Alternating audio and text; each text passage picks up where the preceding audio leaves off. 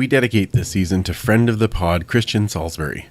A life and talent taken from the herd way too early. He will be remembered for his speed and agility, but most of all his smile and infectious enthusiasm. If you're able, go to the link in the description and donate to the Christian Salisbury Memorial Fund and help more kids like Christian find their way to professional football. Carry that rock in peace, my friend. You will be missed.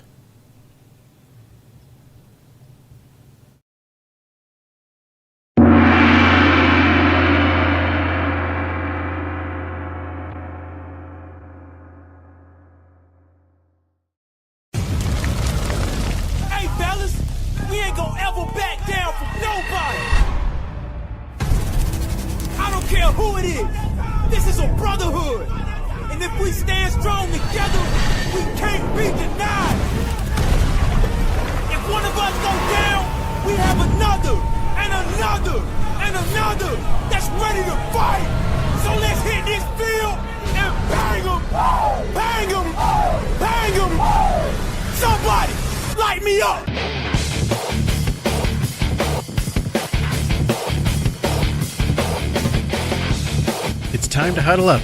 It's the Turf District Podcast.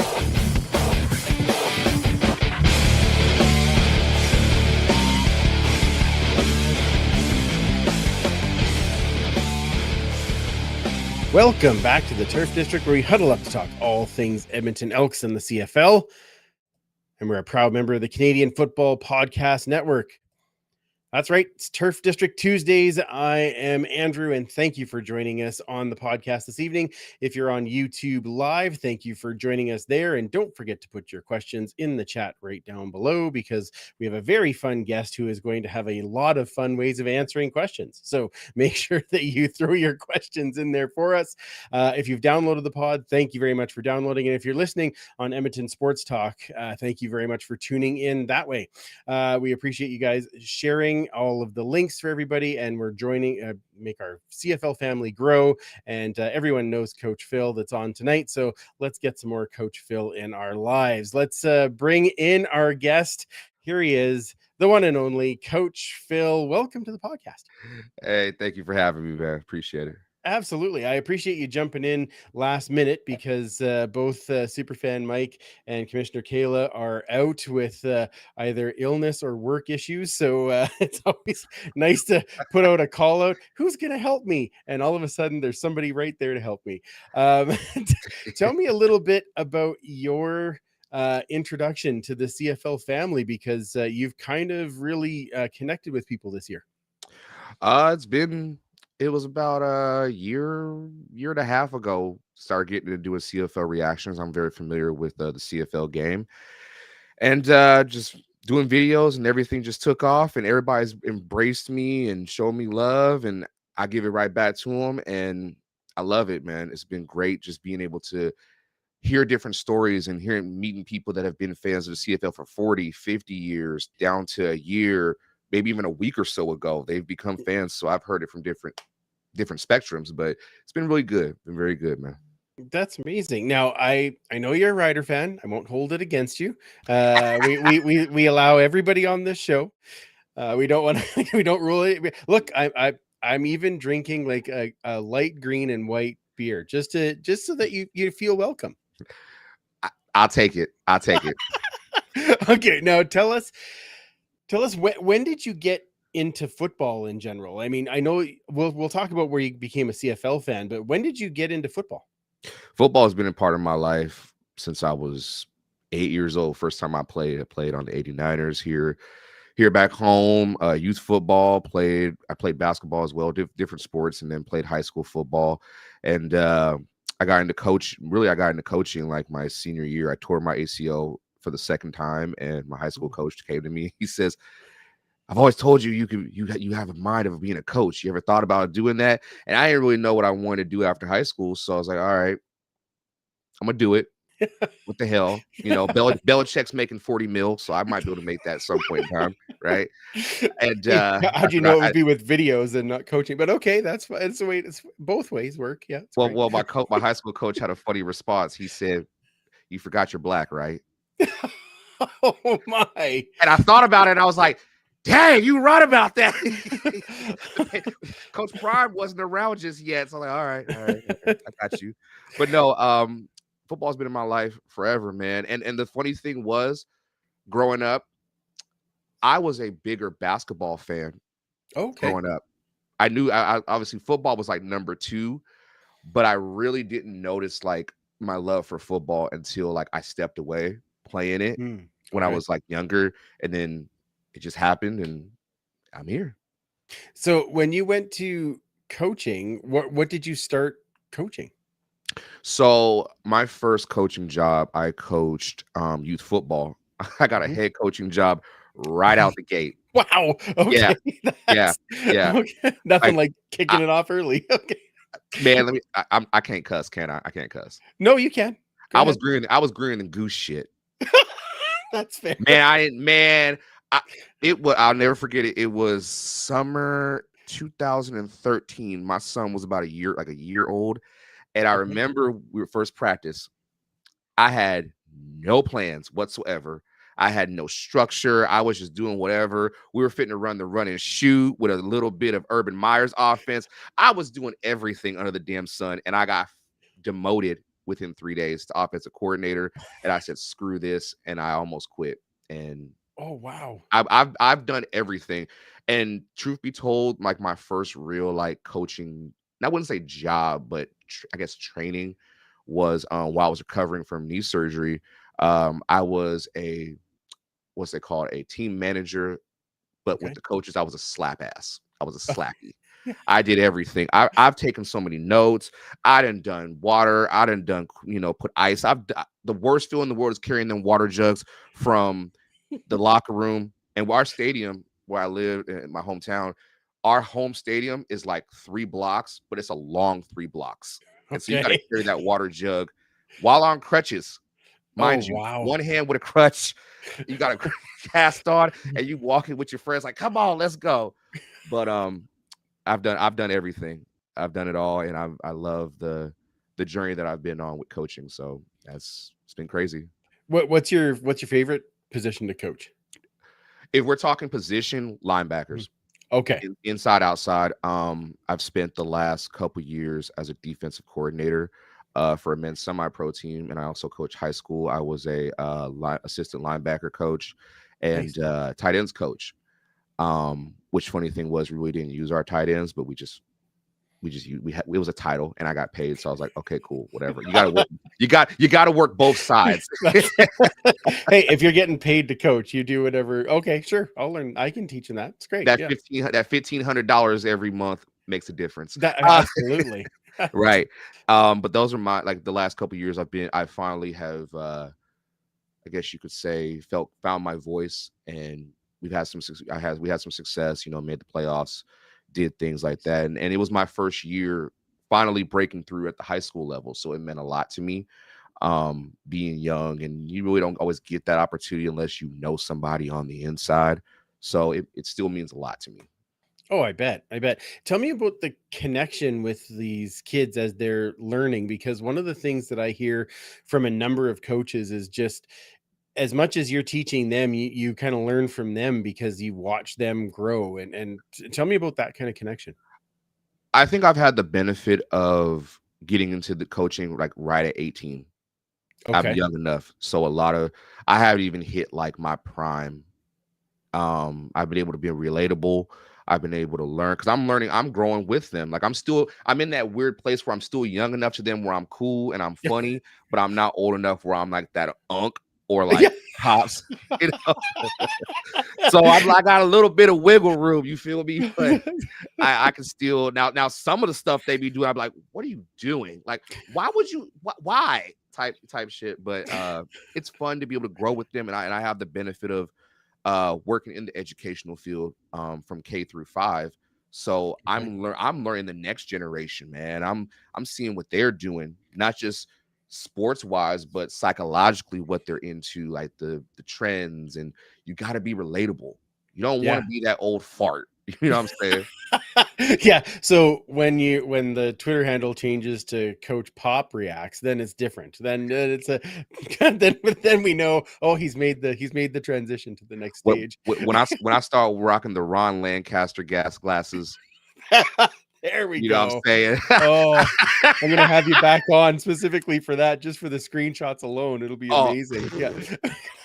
oh, I'll get eviscerated. Hamilton fans would find any way to get at me right now. We'll save that for the. We'll save that. Yeah, we'll get to that. We're gonna do pick'ems later. I'm sure those are gonna be a ton of fun. Oh yeah. Now let's talk a little bit about how did you get into the CFL? How did you specifically find this league and attach to it? Um. Long story short, uh, I've known of the CFL since I was little. Um, I've told this story a few times over, and I to be honest with you, to be really frank with you, because I'm not a bullshitter. I've done so many interviews and sitting and talking about me that I've kind of gotten tired of telling the story. I'm not like That's people fair. try to act like, nah, I thought I'll tell no, bro. It's like hearing Michael Jordan's story over and over. You know he didn't make his basketball team junior year. We know. We know. But long story short, when I was little, we used to have CBC Channel 99 here in Okay. Washington. And so that was still when the CBC had the CFL, which Mhm. I think is CBC. No, I'm gonna shut up. I'm gonna shut up because I might end up on TSN one day. Okay. Uh, Fair, and the Simpsons would be on Monday through Friday of at like course. four to like 5 o'clock at my Mhm. time. So I'd be like, all right, I'll watch it. Well, then after there would be a CFL game on, I kind of would peek at it, check it out, whatever. And I think it was like a few years ago, I did a camp in Monmouth, Maine. First of all, a Okay. brother in Maine was a rare case in Was that itself. okay? Fair.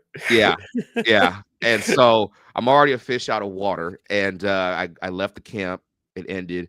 I had a connecting flight in Boston from Boston back here, and it Okay. was JetBlue Airlines, and it had TV. So I was watching the a Tom Hanks movie that I really liked, and then it was Johnny Manziel's debut game. Oh, okay. Okay. Yeah, I lucked into that. That was fate.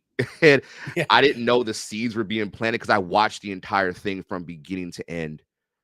And I was like, okay, great. This was a cool game, whatever. And then the pandemic hit, and Mhm. I got into YouTube, and I was kind of searching for other leagues because I love history, so I like watching other stuff. And I came across CFL. It kind of just boom, it hit me. I was like, all right, first reaction video, and the first highlight was Geno Lewis hurdling somebody. Yeah. That's And awesome. Gino Yeah. retweeted it and followed me. And I was like, I don't ever really watch my videos back, Yep. but for some reason I finally did. And I was like, oh my God, this was the first one. So Oh, that's yeah. awesome. That's a good connection. Good to I mean, Gino's a great guy too. So I Oh mean, yeah. good good to jump on board with him. Now, you became a fan. When did you decide though that you were all behind Ryderville? 2021 West Okay. Final. Okay. That was probably the first reaction. That was, I think, it was the first game I actually reacted to. Okay. And when I do like a lot of my reactions, I tell people all the time on my channel, if I'm not feeling it, I'm not gonna sit here and bullshit y'all. I'm not gonna fake a reaction. I'm not gonna watch it. But something told me watch it. And watching Saskatchewan just get all these opportunities to beat Winnipeg, and they just fumbled it over and over and over. And I was like, this is the Seattle Seahawks of the CFL. We can't. And I started looking more deeper into the CF, like the Saskatchewan Rough Riders, Mhm. and the fluky shit that be happening. As if me almost Superman punching my chair when freaking Tevin Jones got the ball knocked out of his hand with a helmet isn't fluky enough. I've seen crazy things with the Rough Riders, but I love it. Yeah. And I dove right in. I love the colors. The logo is my next tattoo. I'm gonna get it somewhere on Oh. on the titty region. You know what I'm saying? Okay. Well, hey, You know, we can get close to the heart. That's yeah. fine. Right? It I ain't get got nothing to do with that. it. Well, I don't know. I'm making it up on the fly here, Nah, man. Come on now. We're babe, good. babe, what's that logo on you, girl? Don't even worry about it. Yeah, it's a weird Superman. Just go by that. Yeah. I'm branded. I am branded and I need to live in a rectangle. That's Tie right. cat logo Okay. on my right ass cheek because they make my ass itch. Next Oh, question. this is gonna get very, very fun. All right. You were up for the Labor Day weekend and the Banjo Bowl. I see lots of comments of people saying, it was so great to meet you and that type of thing. Was that your first experience like at a live CFL game? It was my first time out the country. Oh wow. Okay. All right. Man, if you knew like the cliff notes of everything, I had to go through so much to just get my passport. I had to Right. do the Okay. emergency, like I had to wait 2 weeks to get the passport. I had to go to the passport agency in downtown Seattle. I was scared because I was like, dang, I don't know if they're gonna what if they say no? Right. And Yeah. I was sitting there, and the guy that was processing everything, you're supposed to go to the next window and wait. He looked me straight in the face, and I had a Roman Reigns WWE shirt on, head of the table, and he looks right at me. He says, "Acknowledge me," because that's Roman Reigns' Yeah, catchphrase. of And course. I was Yeah. like, "Oh, this finna be sweet. I'm finna get this passport. You ain't got nothing to worry about right now." And I'm so, impressed. I probably would have forgot that I was wearing the Roman Reigns shirt, and I'd have been like, "You are a wonderful man." what? Like, I don't know. What do you want me to do? Like, acknowledge Right. you? Okay, well, Well, I you had look this very stupid nice. ass look though. on my face, and I was like, "Huh?" That team out. And he was like, I should push you along, but you want to just sit here and do it right now? And I was like, okay, pay my little bit. He was like, come pick it up. You can pick up tomorrow, but really it won't be ready till Wednesday. So just come back Wednesday, 7 a.m. I got it. I got on the plane. I got to Regina, and the rest was history. It was so much. It was being in Regina was like being home. So I'm from Renton, Washington. Renton is in the middle of everything. Regina is really felt like I knew everything all the way from, I'm gonna name a couple streets back home, but like Grady Way, I knew where Wells. It felt like I was on Wells Avenue. I was all over these. It felt like home. Okay. Other than the Tim Hortons everywhere, but which is not a bad thing, right? No. Exactly. I have a sick addiction now to Tim. How early are you coming up to the Grey Cup just so you can have Tim Hortons? That's the next question. Yeah. It depends on if my son is gonna stop looking at himself in his fur coat. Okay. Fair. We'll talk. All right, Blake in the chat here saying that Coach Phil, who'd you give the biggest hug to at Banjo Bowl? It was me, right?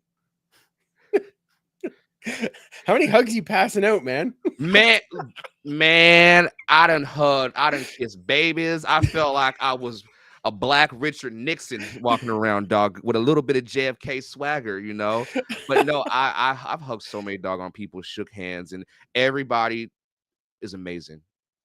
I've never felt more loved and embraced and appreciated. Because when you go somewhere, you don't know if people go and really mess with you. They talk like they do, but when they see they might be standoffish.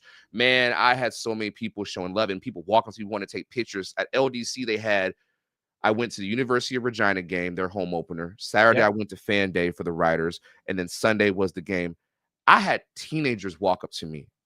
Really? And put cameras in my face. And I'm thinking to myself, I ain't nobody special. You know what I'm saying? Like, relax. Okay. But I never turned down a picture. Everybody was nice. It was great laughs, talking shit at Banjo Bowl, the whole nine, man. Sorry. So because the title of the podcast, Black Richard Nixon with JFK swagger. That's a t-shirt. That's another t-shirt. Yeah. That's gonna be an interesting. Yeah, let's see how that works. Yeah. Happy birthday. There's the gift that somebody will pull out for us, I'm sure. Oh yeah. Yeah. So now Leanne was asking, what is your favorite CFL experience so far? Oh man, I could give the cliche answer. I can't pick one, but I think there was one. Okay. During LDC, I was sitting next to a friend of mine, and we were sitting front row, section 142, next to. It was blue everywhere, doggone it, and it was a couple that was next to us. And me and this woman were going back and forth. Like, we were talking shit the whole game. The next week at Banjo Bowl, I'm walking past Rum Hut, and I was talking with my boy Sheldon. Shout out to you, Sheldon. Yeah. I kind of look, and we saw each other. We're like, oh really? Shit, you. And we hugged like 10 times, because like, how ironic. She's walking in, I'm just walking past, and her friend actually got a cold picture of me in the aisle section staring at her, and her with her arms out like, what you gonna do? What you gonna do? So that that was probably my, because that's how it's fate, man. Yeah, shit like that happens. But that was one of my funnest experiences. Oh, that's amazing. Now, are you coming up for Grey Cup this year? Yes, me, my heathen son, and my precious daughter will be there. Wonderful. Okay, that's excellent. Do you know when you're coming in, or do you? So I'm coming in. Either I'm planning on adjusting my flight day. I might just come in on Monday, and we just stay. Oh wow. Okay. I have a lot of vacation time that I haven't used. It works out. I've used a little bit of it, but I'm gonna use this. I can't miss this, man. I got to get the whole experience. I was gonna say, because if you've never been to a Grey Cup, you can't really explain it. You have to be there and experience it, because it is, yes, we all cheer for different teams, but we all cheer for the CFL, and it's just a massive family gathering that maybe not as many, turkeys getting thrown across the table and stuff, but at least there's a bunch of us together having some laughs. So I'm excited for you to have that experience for the first time, because it's pretty wild. Right. And the funny thing is, man, I didn't realize like the two games that I chose were like it was that magnitude. It Yeah. was such a night and day experience from everything. Just the game itself at LDC was phenomenal. Even the craziness with the Pete Robertson situation leading into the week. And I'm going into Banjo Bowl thinking, all right, we got a chance. We won the game, right? Man, I'm sitting there with a bunch of Crips. It was blued out even more. Everybody, that's another blue bomber first down, and I'm getting razzed left and right because I got Mario Offers jersey. I'm green. I'm as green as this back here. I'm talking my shit. I'm trying to hold my own, but I'm out. I'm thinking to myself, bruh, we outnumbered. Let's. Can we really take everybody like Thanos right now? Like, sit down, shut up. You're down 50. Just relax. Yeah, I could see that game being not as fun. I've been out to BC to watch the Elks play the last couple of years, and they're just like last year it was 54-19, and this year like 22-0, and you're just like, oh, I want to be into the game, but I got nothing to say. My team sucks. Luckily they've gotten better, so that's good. Let's move on to that. Let's talk about this last week's game a little bit, because it was exciting. The Elks did score. Now they lost 37-29, but they almost, for the third game in a row, pulled off the big comeback in the fourth quarter. Came up just shy. Tell me, what did you see in that game? First, this is probably a stupid question I'm about to ask, man. I reacted to like 6 videos on Saturday. Yep. Everything is a doggone blur. I But get it. it was actually really now it's starting to trigger that. First of all, BC playing against Edmonton, Trey and Vernon going at it. I knew it was going to be a great. That is going to be a matchup for another couple years, man. We're gonna love this, and we're gonna miss it when it's gone. Because when Vernon does take care of the ball, oh yeah, it'll light you up. Trey, when he can move and he can stick and move and do what he got to do, it's great. But both teams played actually really well. Although I knew going into it, Ryan Phillips, who I believe is the best DC in all of the CFL. No respect to anybody else, but it's just okay. That's from a scheme standpoint, he takes risk, and I like taking risk as a DC myself. So I recognized game. He did something that everybody kind of struggled with Trey. The speed was too much.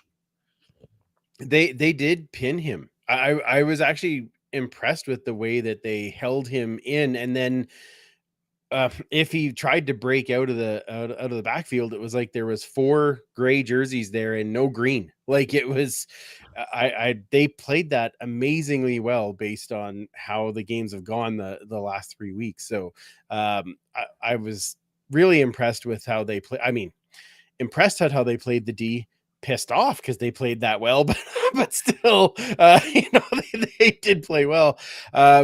Elks had their moments on D too. I mean, early they kind of fell apart. Down 21-7 in the first quarter. What are you going to do? You've given away. I don't know what happened.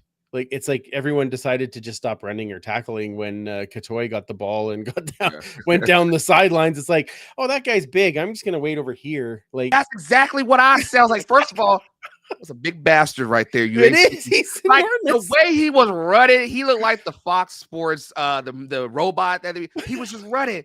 And the funny thing, like, can I gotta say this? Kevin Brown is that dude. Oh, Kevin Brown.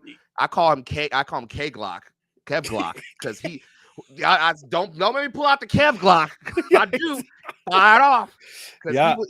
At first, I didn't really know what to think of him because all they did was run draws with him. Man, Right. that's all you need to do is run draws with Kevin.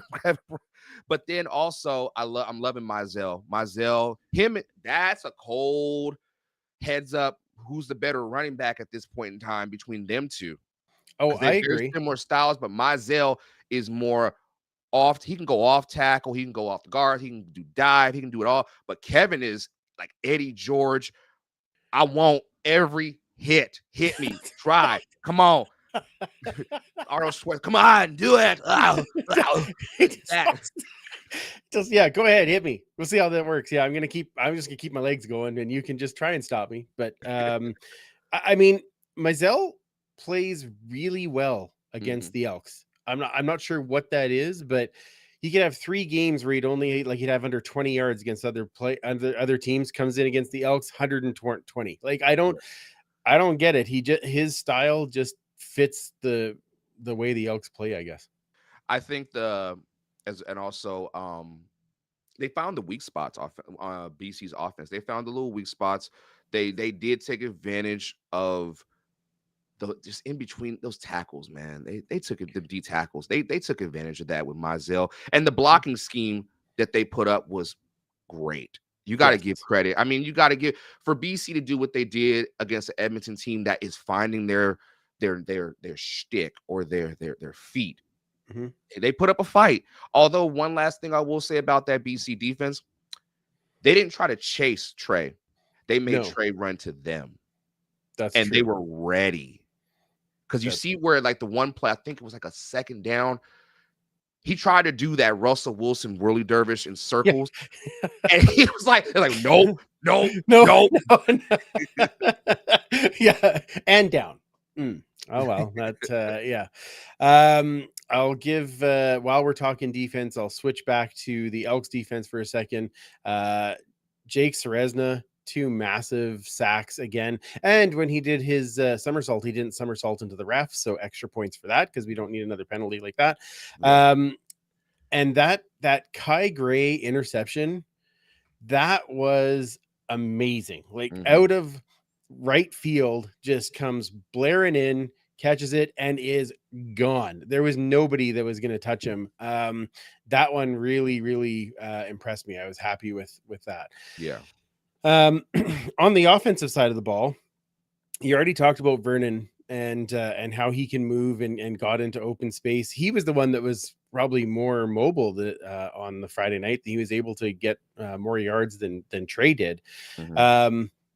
Great supporting cast. Keon Hatcher had a big game. On the Elks side, Dylan Mitchell, 2 touchdowns. It's nice to see him kind of starting to form back into what he was at the end of last year. Yes. I would say that I've noticed like in the CFL, if you don't have 3 stud receivers, man, you're going to struggle. Whereas in the NFL, you can kind of get away with it with having, 2 solid receivers and a good tight end, a Travis Kelce or even like a Gronk or a Shannon Sharp. It makes up for it. Yeah. Whereas in CFL, man, you got to have a 3-headed monster. I mean, look at the Rough Riders. We got Sam, we got Sean, we got Tevin, and even KSB as an extra. That's 4. But you look at BC, man, that's a scary trio. Yeah, it is. 100%. And even like Edmonton starting to find their little trio. They got Dunbar, they got Mitchell, they got Moore. They got something. How did you leave Geno Lewis off that list? Come on now. You ain't got to say Geno. You ain't got to say Geno. Geno's we know who Geno Lewis is. There's Eugene and there's Geno. Don't mess with Geno. That's Eugene's when he blocks. Yeah. That's fair. Yeah. He did catch one of his 90-10 balls right up 35 yards. Oh, man, he did that against us. And I was like, conservative much in the coverage? Okay, but when he caught that touchdown against the Riders, what was more impressive? The fact that he was so open for the touchdown or the fact that Trey Ford deked the shorts off of Lake Cordy Moore? Oh, I'm getting you fired up here now. Let me tell you something. Trey Ford I tried to tell people for weeks Trey Ford was that dude. I wasn't expecting for him to make that statement against us. And I jinxed us because first of all, Gino was butterball naked open. So how did he get behind the coverage? But it's Gino. So Gino can get behind the coverage in the middle and still make the catch. Yeah. He can be anywhere. Oh, yeah. He's all the presence of mind to still be able to have your eyes downfield and make the play. How was he not starting before week 8 is beyond me. Well, I don't know. Well, I can give you, and I know that I know that you got into it a little bit with Odell on Twitter when you were. He's a homie, man. He's awesome. We really cool. Oh yeah. Oh no. I know that Odell's amazing, but he is very loyal to Coach Jones, and he is very he sees the process, right? And he'll go, yeah, this is the process. Now, I would agree with you that I thought we might see Trey a couple of games earlier, but I will tell you from being at practice early on, I get it. I get why they were waiting to see. They needed him to take that step. Now, as soon as they announced him as the starter, it was like he turned to a different level, and which was exciting. And it's awesome to see. It's awesome to see him performing, and still a young guy. He's gonna have to learn a lot, and he's gonna have to take some lumps against some of these really good teams. But it is very exciting to watch him play. It was for me. I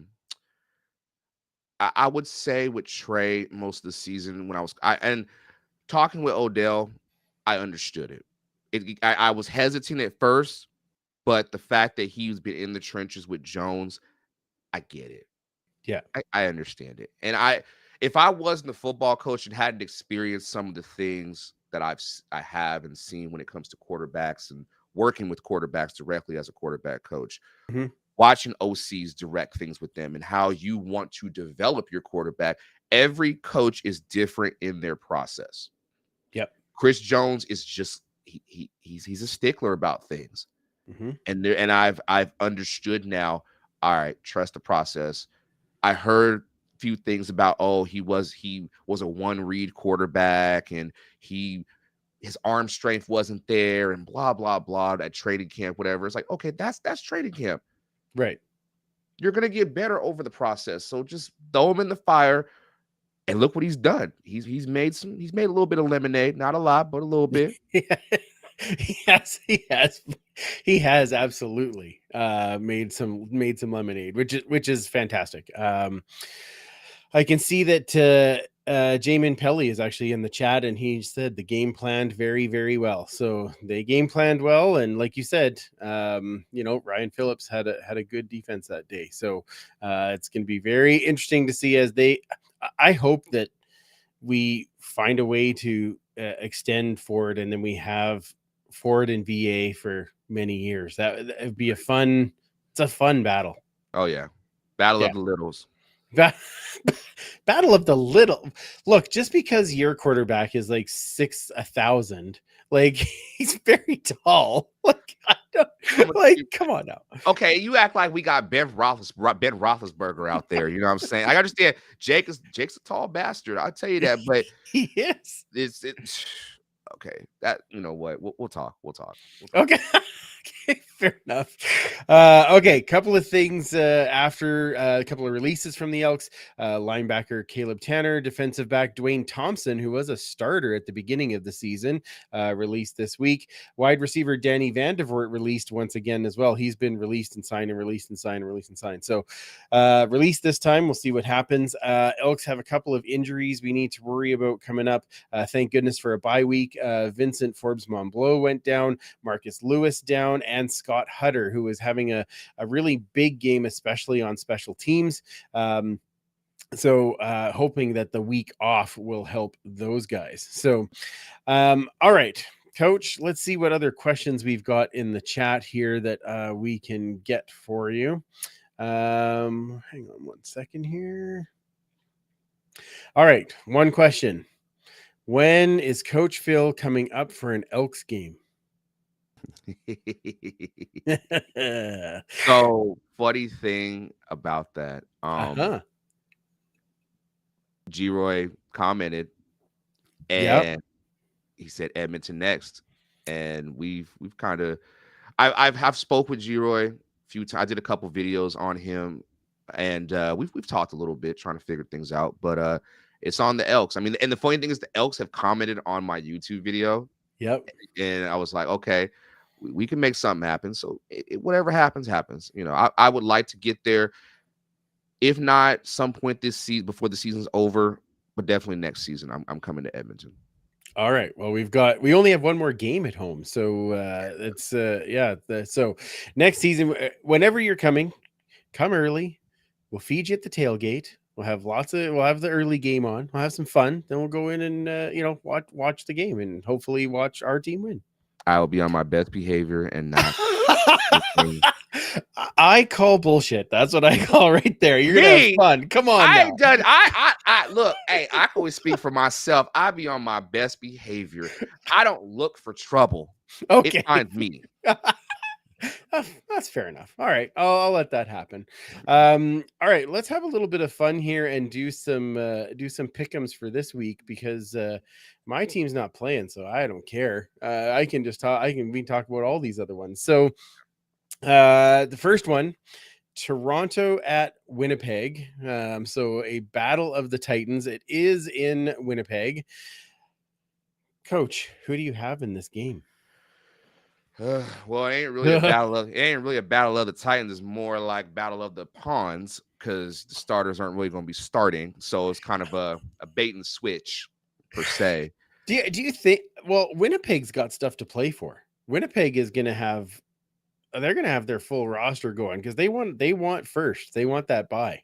Yeah, but do you think Toronto would actually sit? Like they have 5 weeks left. I don't. And plus the bye week after that. So I don't know if they. Well, Chad's not playing. So I know Jay already announced Chad's not playing. Chad's sitting out this week. Really? Yes. So interesting. Yeah. Ain't nothing gonna happen. They got the East. They did their job. It's not on Toronto to help Winnipeg really do their job. You know what I'm saying? But right. Winnipeg got to play their game. I think this will be either way. Whoever's out there, I joke about the pawns, but it's going to be a good game. Either way, both teams are going to sit. Winnipeg fans have been hush when it comes to Toronto. They don't bring up Toronto. They don't reference them. I was talking all that at the banjo, but y'all sit here and talk about everybody else, but yet when it comes to Toronto, you hush.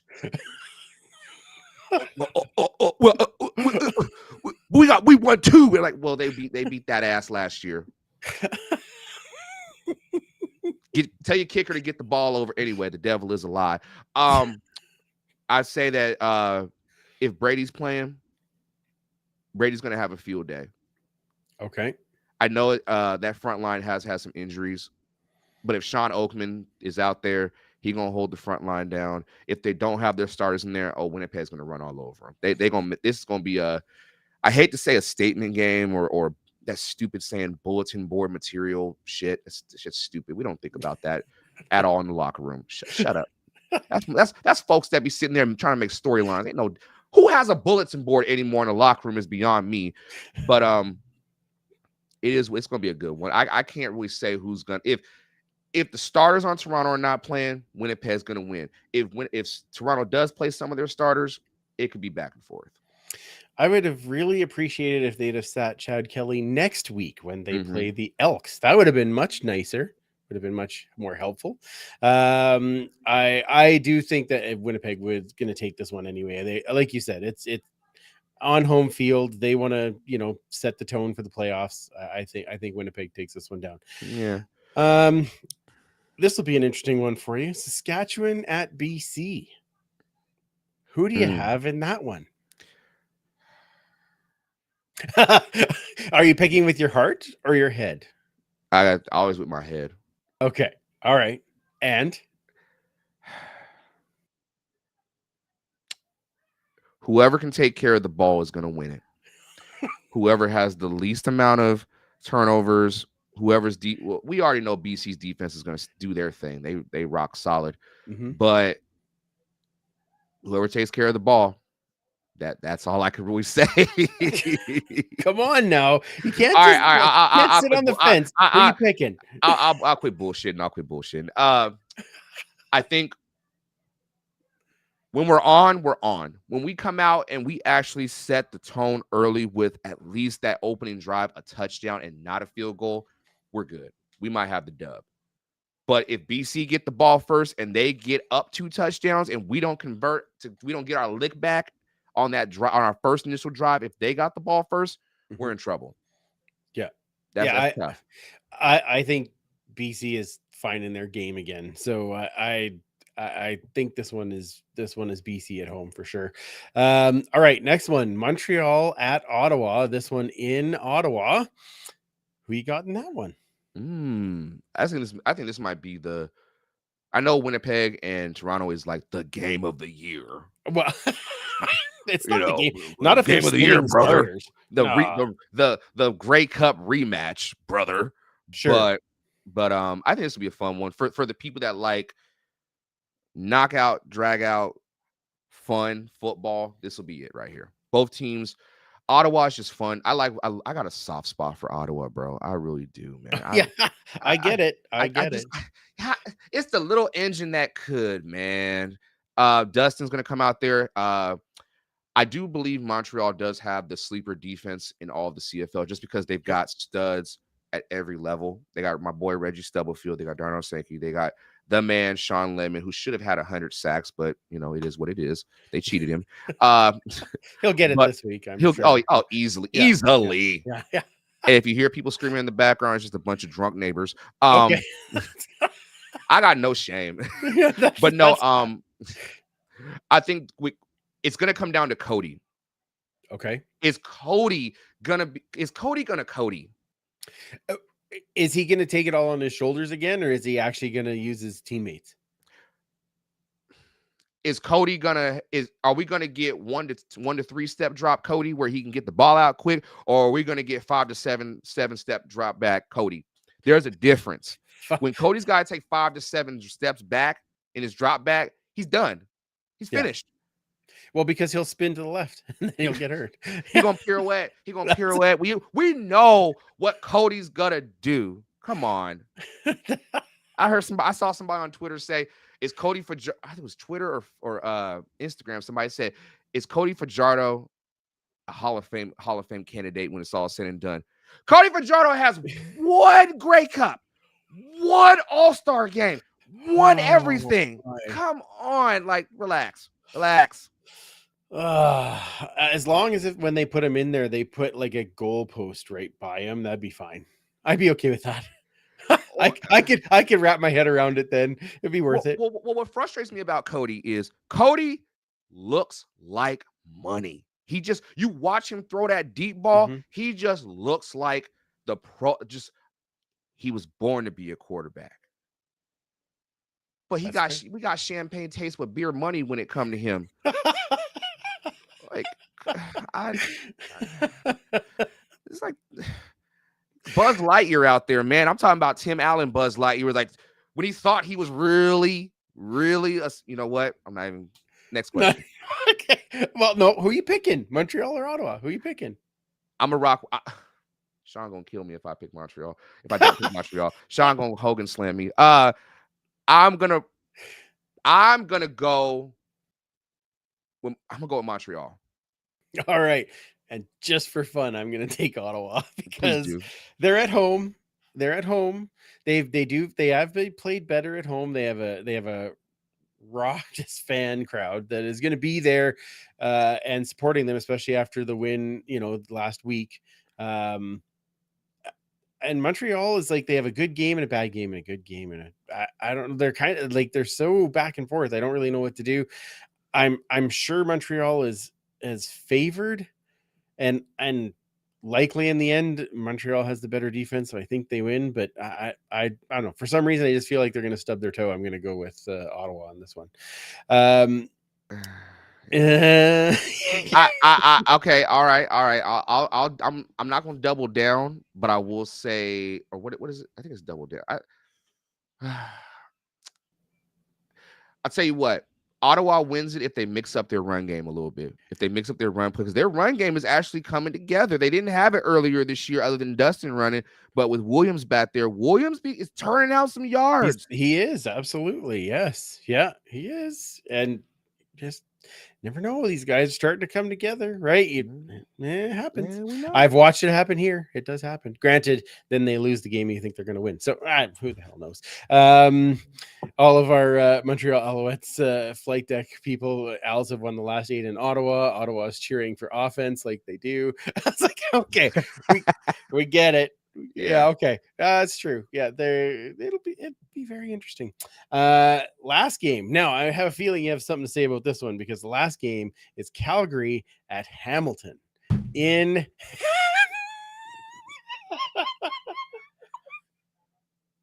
Go ahead. in Hamilton. So Go who are ahead. you No, gonna pick? you go first. I get to go first? Oh, Yeah, perfect. yeah, go ahead. Yeah. Excellent. Oh, you're going to hate me because I think Hamilton wins this game. Calgary is having a rough go, and I love every minute of it. And Calgary is going to lose this, and then they're going to lose next week, and we are going to win somehow, and then we're going to be ahead of them in the standings and be the greatest moment of the entire season. So go Hamilton.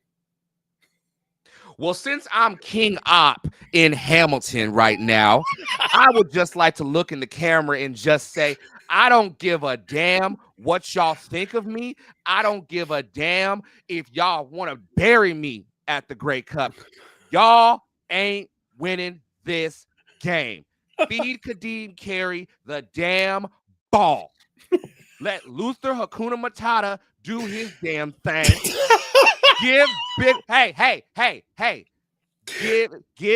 Bigleton the ball.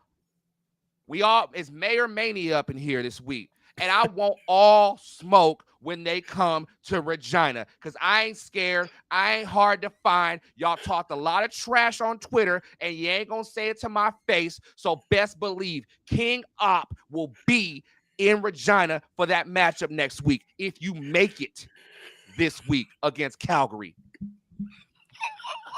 And that's the bottom line because Coach Phil said so.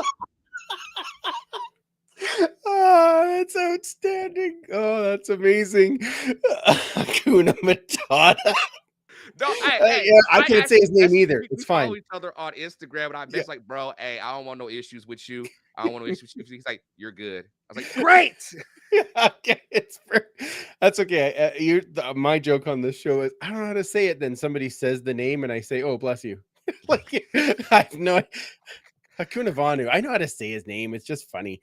Anyway, that's hilarious. Nobody's scared. Ain't nobody scared of no damn. And they try to sit there. And yes, I'm gonna shoot with this one real quick. They try to sit there and come at your boy and come at me talking about my sexual preferences and all. And they desecrated me. They tried to bury me. And look, at the end of the day, there are people that watch football and there are people that actually watch football that can talk it. And I told you before the show, I had receipts. So if it's okay before we end the show, I would like to sit here and give my receipts. Please do. Because when you try, and again, I don't want to cuss too much, but when you fuck with Coach Phil and you try to come at me sideways about your precious Ticats that haven't won a Grey Cup in 8,000 days, I'm going to bring receipts. So, and mainly it's the defense, that precious vaunted defense that everybody likes to talk about. Oh, Oski Wee Wee and all that stuff. Let's look. Yards per game. They are 7th in the league. Okay. Yes. Rushing yards, they're 6th at 100, giving up 119.4, 258.1 yards, passing yards given away. That's 7th. And not to mention 27.0 points given away. That's 6th in the league. So what are you talking about? Y'all have no room to sit here and talk about now one body. Y'all talked all that trash about, oh, yeah, we got the Grey Cup this year. Simone gonna be at the Grey Cup. All that jive.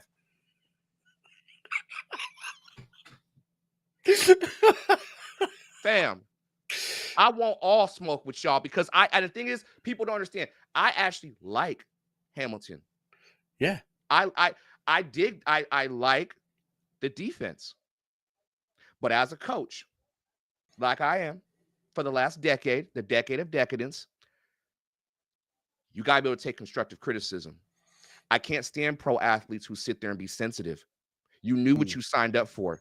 I'm not a media analyst. I'm not Dunnigan. I'm not Stiegel. This ain't TSN.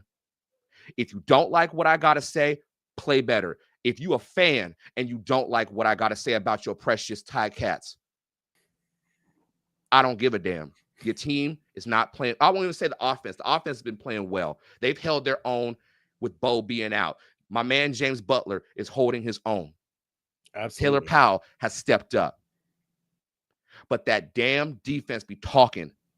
And I retweeted what Toronto said.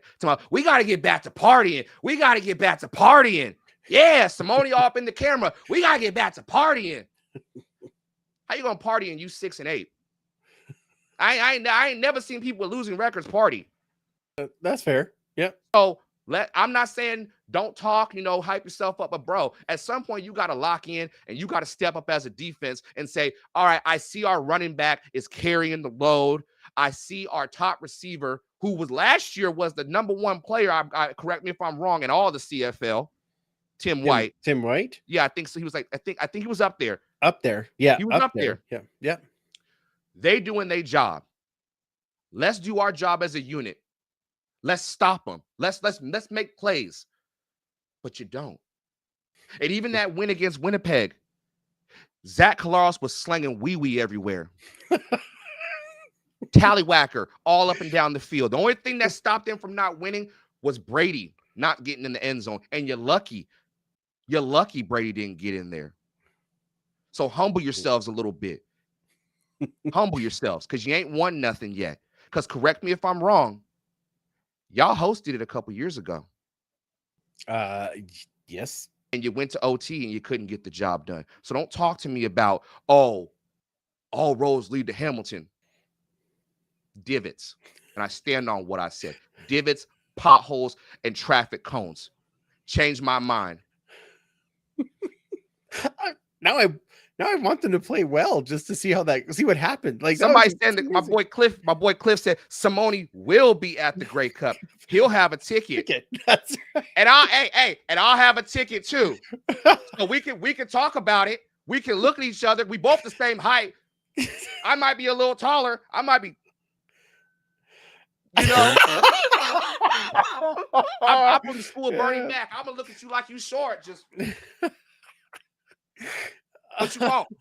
No, it's all love. It's y'all can talk. It's funny. They can talk, but me talking, it's a problem. Nah, get your ticket. Unless you change things up and your defense turns into the 85 Bears or the 2013 Legion of Boom, man. Edmonton will make the playoff. No, let me stop. Oh, wait. No. Go ahead on that one. You know what? I've been holding this in, and we gonna get up out of here. But I'm gonna say something that's super duper heelish right now. I don't really give a damn. My mic just fell. I don't give a damn. You still hear me? I can hear you just fine. Yeah. Okay. I'll just hold it. God damn it. Everything's going. You gonna love this. All right. I really believe. How many weeks left in the season? I think 4. 5. Yeah, because Elks have 2 buys and 3 games, so 5 weeks. Yeah. Bring Simone cookies, you'll be all right. I ain't bringing him not a now one thing. I'm gonna bring him some daggum. What's that? Jamie Lee Curtis yogurt Activia. I'll give him that. We can scoop that. But anyway, Edmonton, I really believe it might be crazy. They might be able to get that last spot. It is an outside chance right now. They're gonna have to win out and have a lot of teams help them. I'm gonna hold the mic from the ground like this, like I'm singing and shit. But okay. I'm telling you, bro. This team, Edmonton team, if they get a couple more pieces, they, for the next couple years, might be able to get back to prominence. I agree. They're only a couple of pieces off. And even the pieces that they have, they're such a young team. They have guys that are going to grow into the positions. Right.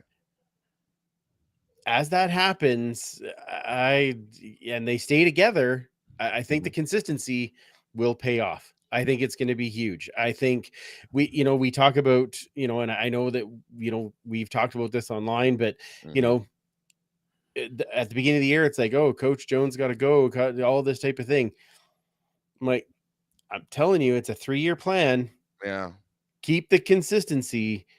They're on the verge of making something amazing. I think the best decision Chris Jones did was realize that putting Jackson at OC, 100%. that changed the flow of the offense all around. It did. 1,000%. I can't agree with you more. Jarius Jackson, and the switch to Trey with Jarius, who knows how to use his ability, enormous. Like, you cannot. Yeah, absolutely. Yeah, best thing. I think that's the difference between, and again, I'm gonna be full heel right now.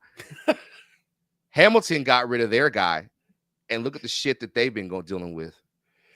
Whereas Edmonton, they got rid of their guy. I think they demoted him or they fired him. No, they demoted because McAdoo is now a consultant on the defensive side of the ball. That's an ultimate downgrade right there. But I will say, y'all made a good move. Chris Jones, I will give credit, sir. You did the right thing. You made an executive move. You know what I'm saying? But I wish Hamilton would fucking do the exact same thing and make moves that are beneficial to their damn staff. If Vince McMahon can be removed from the head of WWE, why can't, you know what? I'm gonna shut up. I actually don't mind the move with Milanovic, though. He's got that offense working much better. I will give him that. I think we're talking about Hamilton, right? Correct. Okay, I think when they got Bo, they tried to do that Russell Wilson shit when he got to Denver and tried to make, because when you get Bo is a great player, but you have to run Bo's offense. And that is slinging the rock everywhere. And it is 1-2 ball out.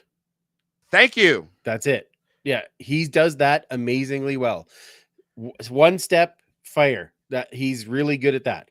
I think it was when they played Ottawa. That was the first time I actually ever seen Bo Levi Mitchell look human.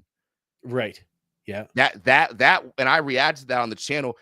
I was like, yeah, he was MOP, but damn, he looks. If the quick passes aren't there or the quick play to get it out fast, he struggles. Right. So they tried to do that. He got hurt. They had to go through the next boy, Matthew Schultz. Yeah. Schultz. Yeah. I think I keep saying Schultz, but Schultz. Yeah. He got hurt. And Taylor Powell in the clutch comes in on his Brock Purdy and is holding it down. So I give credit, like I said, I give credit to it's that damn motor mouth defense that can't seem to just get their shit together and make damn plays. The special teams looks good. The special teams is the number 2 option on that damn team. Shoot. All right, we're gonna Oski wee my ass. All right, we're gonna move off from black and gold and go back to green and gold. All right. Quickly, the CFPN fantasy pool. The commish won this week. Mike won this week. I lost to Ben from X's and Argos.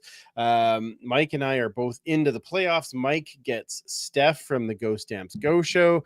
I get a rematch with Ben from X's and Argos after he absolutely destroyed me last week. Right. So I might just pick all Argos and see how it goes, just for fun, just because he's picking. Yeah. What? Actually, if Chad Kelly's not playing, that might help me. Who knows? Yeah, you never know.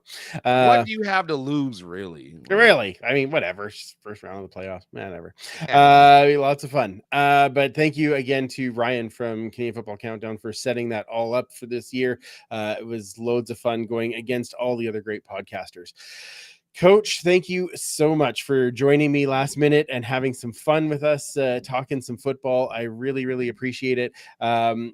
Give us some plugs. Tell everybody where they can find your stuff and get more laughs at your reaction videos and enjoy your company.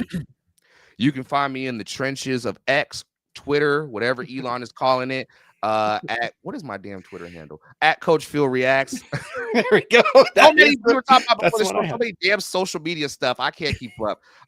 Yeah, at Twitter X, Coach Phil Reacts. My YouTube channel, That's where all the reactions happen. At Coach Phil Reacts 425. That's where I'm at. Also, Instagram, Coach Phil 425. I'm on TikTok too, Coach Phil 425. But I've mainly got involved in like Twitter way more than I thought I would. Obviously, Okay. YouTube is my bread and butter, and Instagram too. I'll be having fun on there too. So go mess with me there, and that's my plugs right there, man. That's awesome. Thank you. Thank you so much.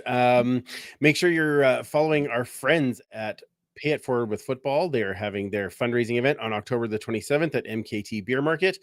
Reach out to them to grab some tickets, as we know that both Morley Scott, Dave Campbell, Mookie Mitchell will be there, and they have some other alumni and current players coming to that. So join in on that fun and support a great cause in spreading kindness. I gotta do. Can I Yes, do you one may. thing before we go? Yes. Can I give a couple shout outs? Because if I don't, they gonna elbow me to death. Please do.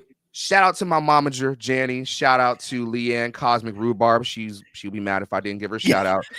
My boy Sheldon. My boy Cliff. Cliffy, he's in here. And Blake, all my people. And thank you so much. All jokes aside, man.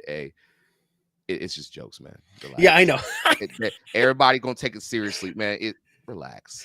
We have fun on this show. Oh, That's yeah. good. Thank For you all for of you having me, that absolutely. For all of you that have tuned in for the first time, hopefully you'll join us once again when we have the other gang, and we'll bring Phil back at times so that we can have some fun and listen to him rag on the Tiger Cats or whatever other team is in a problem at that particular moment. It'll be amazing.